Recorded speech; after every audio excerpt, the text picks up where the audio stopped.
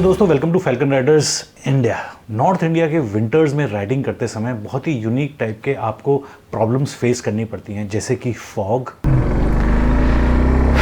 तो दोस्तों कुछ दिख नहीं रहा है। स्नो, गाइस स्नोफॉल हो रहा है बहुत तेज़ और आप देख सकते हैं तो ब्लैक आइस और एक्सट्रीम ठंड। कभी कभी एक्सट्रीम ठंड भी हो जाती है। ठंड बहुत है।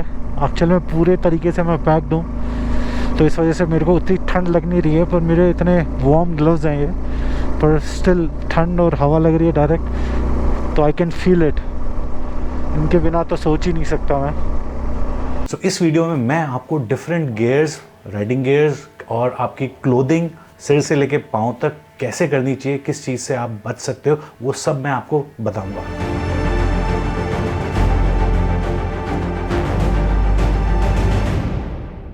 जब आप विंटर्स में नॉर्थ इंडिया की राइड करने के लिए निकलते हो, और ख़ास तौर से और ऊपर मतलब हिमाचल, उत्तराखंड, जम्मू कश्मीर इस तरफ जाने की कोशिश करते हो। इनफैक्ट नॉर्थ इंडिया में तो अगर आप यूपी में भी ट्रैवल कर रहे हो तो बहुत ज़्यादा ठंड हो जाती है कभी कभी।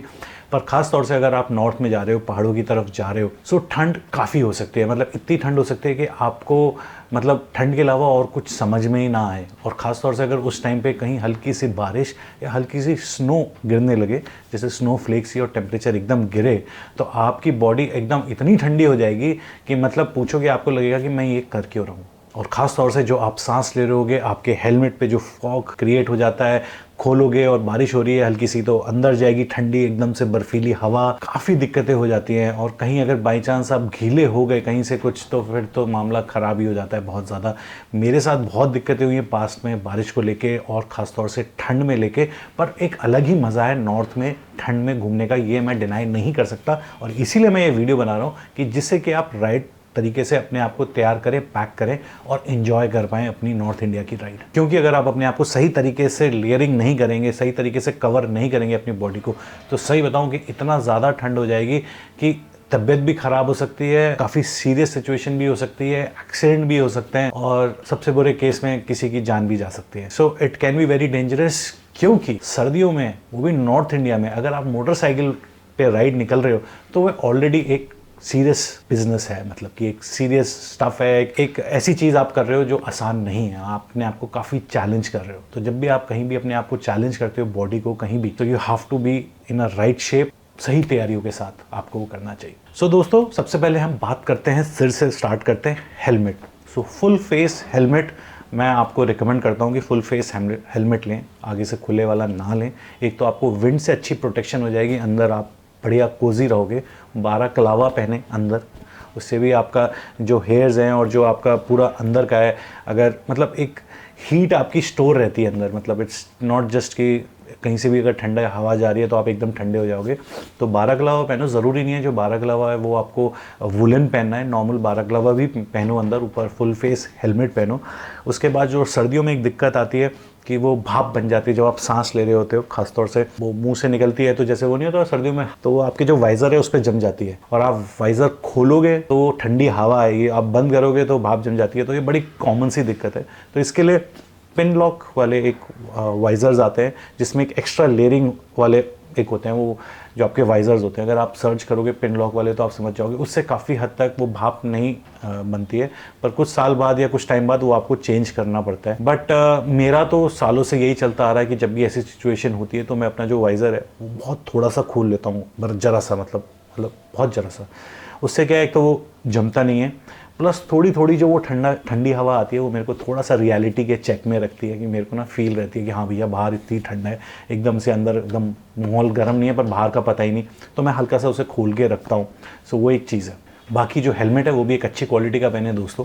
अब क्वालिटी तो क्या है कि 1000, 2000, 3000, 10,000, 1 लाख तक हेलमेट आते हैं, जो आपका बजट हो, अच्छे जो उसकी सर्टिफिकेशन हो, उस हिसाब से आप हेलमेट ले सकते हो।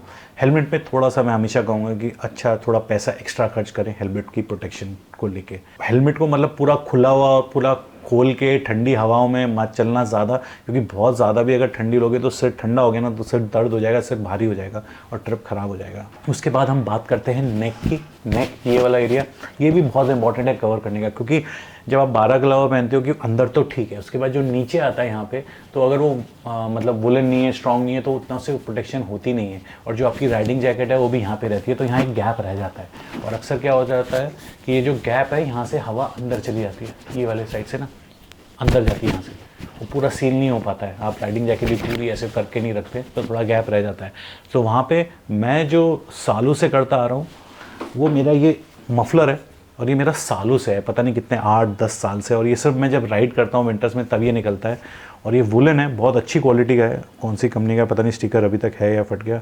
हाँ, ये बहुत पहले लिया था मैंने, आई थिंक गिफ्ट दिया था मेरी वाइफ ने। तो ये एरो का है और बहुत गर्म है, तो ये मैं ऐसे करके अपना लपेट लेता हूँ यहाँ पे, और इससे क्या है कि भाई साहब नेक वाला पार्ट तो गर्म हो ही जाता है और यहाँ से हवा भी नहीं जाती है। तो एक आपने यहाँ पे वो सील कर दिया, नेक भी आपकी गर्म हो गया। अब यहाँ पे एक और भी चीज़ है, ये आपने अमेज़ॉन पे देखे होंगे, ये इस टाइप के आते हैं, सो क्या बोलते हैं मेरे को पता नहीं, ये भी ऐसे आप गले में पहन सकते हो, यहाँ पे ऐसे, ठीक है। और पर इसके बाद क्या है कि थोड़ा सा मोटा होता है, तो राइडिंग जैकेट यहाँ पे कैसे आपको फिट करनी होगी वो देखना होगा। और मफलर में तो क्या है कि आप उसका एडजस्ट कर सकते हो, थोड़ा सा कहाँ पे मोटा रखना है, कहाँ पे पतला रखना है, पर ये भी आप एक चीज़ है जो आप पहन सकते हो। इनके जो भी लिंक्स होंगे मेरे वीडियो में नीचे आपको मिल जाएंगे, अगर जहाँ तक मेरे को मिले कहाँ पे आप खरीद सकते हो। सो नेक को आप इस तरीके से कवर करो, वो भी बहुत इंपॉर्टेंट पार्ट है ये वाला। इससे सिर्फ नेक नहीं, यहाँ से भी हवा नहीं जाती, जैसे मैंने आपको बताया। उसके बाद आ जाता है दोस्तों राइडिंग की जैकेट। राइडिंग जैकेट तो देखो है ही इंपॉर्टेंट, अगर आप के बाद हेलमेट के बाद अगर आपको किसी चीज़ में इन्वेस्ट करना चाहिए वो राइडिंग जैकेट में करना चाहिए। एंड फिर मेरे को लगता है राइडिंग बूट्स पे, और फिर मेरे को लगता है राइडिंग पैंट्स पे। पर एनीवे राइडिंग जैकेट आप पहनो। राइडिंग जैकेट भी बहुत टाइप की आती हैं, एक समर्स वाली आती है, एक विंटर्स वाली आती है। जो समर्स वाली होती है उसमें बहुत सारा मैश होता है, कुछ विंटर्स वाली होती हैं, कुछ ऑल सीज़न होती हैं। जो विंटर्स वाली होती है उसमें कुछ मैश होता ही नहीं है। जनरली इंडिया में जो आप देखोगे उसमें क्या होता है कि ओपनिंग वाले वेंट्स होते हैं कि जिसमें आप काफ़ी खोल सकते हो। जब समर्स हैं तो उसके वेंट सारे खोल दो, और जब विंटर्स हैं तो उसको बंद कर दो। तो मेरे पास जो है उसी टाइप की है, पर उसको बंद करके, पर उसके बाद भी क्या है कि जब सर्दियाँ बहुत होती है ना, तो वैसे मैंने इसके ऊपर एक वीडियो बनाया था ऑलरेडी लेयरिंग के ऊपर, कि आप जैकेट से तो सिर्फ ठंड रुकने वाली है नहीं, देखो दोस्तों, क्योंकि ठंड बहुत ज़्यादा हो जाती है, तो आपको वहाँ पे लेयरिंग करनी पड़ेगी। तो मैं अगर आपको लेयरिंग की बात करूँ किस तरीके से मैं लेयरिंग करता हूँ, कि जब सबसे ज़्यादा ठंड है जो मेरे अभी तक चला है, कि सबसे पहले मेरा वार्मर होता है सबसे नीचे, ठीक है, जो मेरी बॉडी को हीट को मतलब संभाल के रखता है, कि बॉडी के साथ एकदम चिपका हुआ जो वार्मर होता है। उसके ऊपर मैं एक टी शर्ट पहन लेता हूँ, फुल स्लीव्स की टी शर्ट।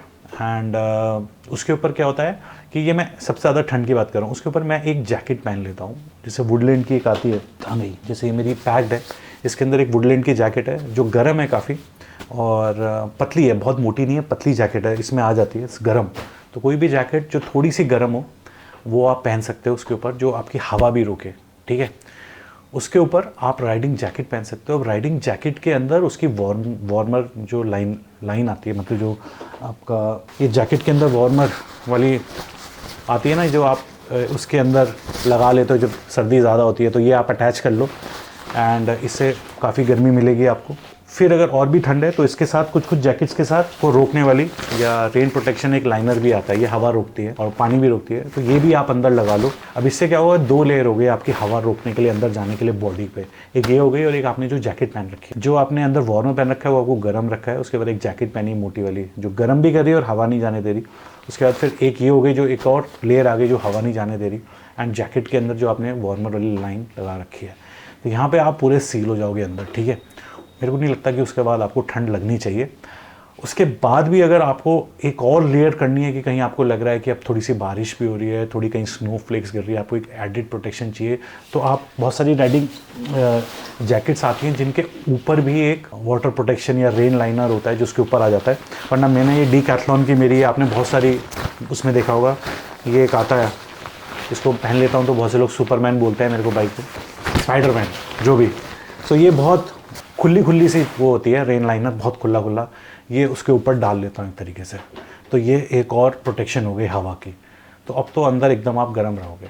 अब जैसे जैसे थोड़ी सी गर्मी बढ़ती जा रही है तो आप चीज़ें निकाल सकते हो। वार्मर को मत निकालना, टी शर्ट को मत निकालना। सबसे पहले आप अपने राइडिंग जैकेट्स की वार्मर वाली लाइन और जो अंदर एयर प्रोटेक्शन वाली, रेन प्रोटेक्शन वाली अंदर वाली लाइन है वो दोनों निकाल सकते हो, फिर बाहर वाली निकाल सकते हो ब्लू वाली।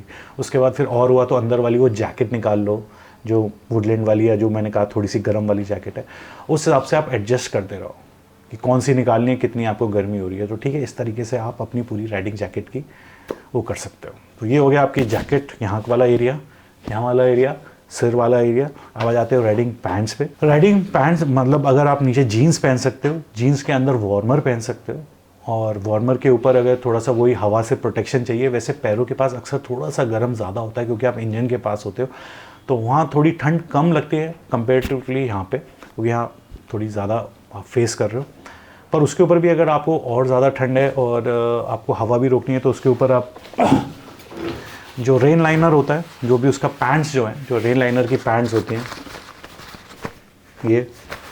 ये आप जीन्स के ऊपर डाल सकते हो। और सेम अगर आप जीन्स नहीं पहनते हो, आप राइडिंग पैंट्स पहनते हो, तो राइडिंग पैंट्स के अंदर आप वही वार्मर सेम लेयरिंग कर सकते हो, क्योंकि हवा से रोकना है और बॉडी को गर्म रखना है। तो वार्मर गर्म रखेगा और ये जो रेन प्रोटेक्टर, जो विंड चीटर बोलते हैं जिसको, विंड चीटर, ये आपको हवा से रोक। उसके बाद ये हो गया पैंट्स हो गया। अब आगे हम ग्लव्स पे। अब ग्लव्स अलग अलग टाइप के होते हैं। राइडिंग ग्लव्स होते हैं जो सिर्फ लेदर के अक्सर होते हैं, उससे ठंड ज़्यादा रुकती नहीं है। उसके बाद नॉर्मल वार्म ग्लव्स आते हैं। अब मैं बहुत टाइम से जैसे बिग बाज़ार और ऐसी जगह से नहीं वार्म वाले ग्लव्स आते हैं थोड़े से, वो मैं काफ़ी यूज़ कर लेता हूँ। मेरे पास एक दो पड़े हुए हैं, पर बहुत ज़्यादा ठंड हो जाती है तो मेरे पास एक मैंने लिए थे, मैं आपको दिखाता हूँ। ये मैंने बहुत पहले लिए थे, ये भी 8-10 साल पुराने हैं। तो बहुत नॉर्मल अगर ठंड हो, डिसेंट ठंड हो, तो ये काम कर जाते हैं। ठीक है, ये बहुत मोटे नहीं हैं, इस पर मेरे ग्रिप्स पे मेरे को कंट्रोल बहुत सही रहता है क्योंकि इतने मोटे नहीं हैं, पर एक लिमिट तक ही ये ठंड से रोक पाते हैं। इससे ज़्यादा अगर ठंड रोकनी है तो फिर आपको थोड़े से मोटे विंटर ग्लव्स चाहिए। ठीक है, ये थोड़े से रेन से भी बचाते हैं आपको, वाटरप्रूफ भी हैं थोड़े, और गर्म भी रखते हैं। ठीक है, पर ये थोड़े से मोटे हो जाते हैं, मतलब जब आप इसको पहनते हो ना थोड़ा थिक हो जाता है। तो अब यहाँ पे जब आप ग्रिप पकड़ोगे तो आपको थोड़ा सा अनकम्फर्ट लगेगा, कोई भी अगर आप मोटे ग्लव्स पहनोगे। पर आपको ठंड से अगर बचना है तो थोड़े से मोटे तो पहनने पड़ेंगे। चीज़ें, हाथ बहुत ज़रूरी है यार। हाथ एक बार ठंडे पड़ जाए ना, नम पड़ने लगे तो बहुत दिक्कत होती है। तो हाथ को गर्म रखना भी बहुत मुश्किल है, क्योंकि आप मोटे भी ग्लव्स मैंने ये भी पहने ना, जब सामने से हवा आ रही होती है कंटिन्यूसली, तो हाथ थोड़े से अंदर ठंडे हो ही जाते हैं। ठीक है, उसके बाद आप वार्मी वाले वो पैकेट्स नहीं आते, आपके स्क्रीन पे आ गया होगा वार्मर्स, ये मैं पैकेट्स रखता हूँ। कभी कभी बहुत ज़्यादा एक्सट्रीम ठंडी हो जाती है, एक आधी बार ऐसा हुआ है, तो इनको आप पैकेट्स को खोल के अपने ग्लव्स के अंदर डाल सकते हो तो हाथ गर्म हो जाते हैं। पर एक और भी चीज़ है कि जब आप राइडिंग जैकेट पहनते हो ना, तो यहाँ से ये जो एरिया है, यहाँ से हवा घुसती है जब आप ऐसे चलते हो ना सामने से, तो आप बहुत बार आपको लगेगा सब कुछ पहन रखा है पर ठंड लग रही है। एक तो आपने ये सील कर दिया, अब यहाँ से घुसती है हवा। ये आप ऐसे करते हो, ग्लव्स पहन रखे हैं पर गैप्स रहते हैं। अब यहाँ पे क्या है कि जो ये बड़े वाले होते हैं ना, ये बड़े वाले जिनका ये एक्सटेंडेड होते हैं, ये जब आप पहनते हो तो यहाँ पे क्या है, जो राइडिंग जैकेट है ना वो उसके अंदर चली जाती है, यहाँ पे इसके अंदर, और फिर इसको यहाँ से हम टाइट कर लेते हैं। ये टाइट कर लिया, और राइडिंग जैकेट का भी फ्रंट के पार्ट को वहाँ से टाइट करके ये अंदर चले जाता है। तो अब जब करोगे ना तो यहाँ से हवा नहीं जाएगी अंदर, इधर से ये जो एरिया है।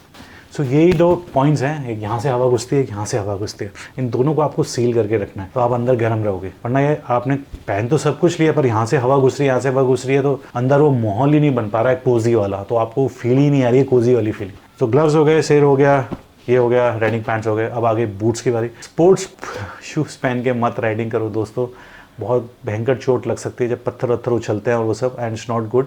एंकल सपोर्ट वाले, और जिसमें आगे स्टील टो होता है, जिसमें आगे जो आपका पैरों में वहाँ हार्ड होते हैं, मतलब स्टील टो जिसे कहते हैं ना, कि अगर पत्थर वत्थर आगे लगे आपके उंगलियों के पास तो आपको ऐसा कोई डैमेज ना हो। प्लस एंकल सपोर्ट होना चाहिए प्रॉपर, और क्योंकि वो इंजन के पास रहते हैं तो इतने, वो भी उस पर इतना ठंड नहीं पड़ता है, पर स्टिल अंदर आप वुलन सॉक्स पहन सकते हो। स्पोर्ट शूज़ पहन रहे हो, स्पोर्ट शूज़ तो आप ठंडे पड़ जाओगे बिल्कुल, क्योंकि उसमें कोई ऐसा विंड प्रोटेक्शन नहीं होता है, टू मच ब्रीदेबल। पर एनीवे थोड़े थोड़े पार्ट्स पे होती है, और दोपहरी में फिर थोड़ी सी गर्मी हो जाती है, तो शाम के टाइम और सुबह के टाइम ही ज़्यादा ठंड होती है। सो ये दोस्तों मैंने आपको ऊपर से लेकर नीचे तक की ऑलमोस्ट सब चीज़ें बता दी हैं, जो सब मैं भी करता हूँ। मैंने भी बहुत एक्सट्रीम ठंड में भी चलाई है, जब बिल्कुल तोते उड़ गए थे। बाकी दोस्तों ये मेरे पूरी एक चेकलिस्ट थी गेयर्स की, कैसे आप क्या कैसे पहने जिससे क्या आप गर्म रह सकते हैं, जो बहुत ज़रूरी है दोस्तों। अगर आप ठंडी जगह जा रहे हो बाइक चलाने, बिल्कुल अभी बहुत से लोग विंटर स्पीति पे भी जाएंगे, लेह लद्दाख भी करेंगे, गर्म रखना अपनी बॉडी को बहुत ज़रूरी है, क्योंकि अगर आप प्रॉपर्ली गर्म नहीं हो, वार्म नहीं हो, तो मैं सही बता रहा हूँ आप उतना इन्जॉय भी नहीं करोगे।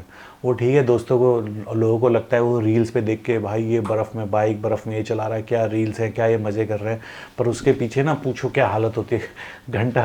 वो तो अब इतनी दूर गए हैं, रील्स और फोटोज़ तो बनानी है, पर एक्चुअल में आप इन्जॉय कर रहे हो और नहीं कर रहे हो वो ज़्यादा इंपॉर्टेंट है, और वो तभी कर सकते हो जब आपकी बॉडी आपको सपोर्ट कर रही है। सो आई होप कि आपको ये वीडियो अच्छा लगा। स्टिल कोई बातें रह गई, कोई कन्फ्यूजन रह गया है तो आप कमेंट्स में लिखना, I will be happy to help दोस्तों, ठीक है। सो चमकते रहो, मुस्कुराते रहो, लव यू दोस्तों, बाय बाय।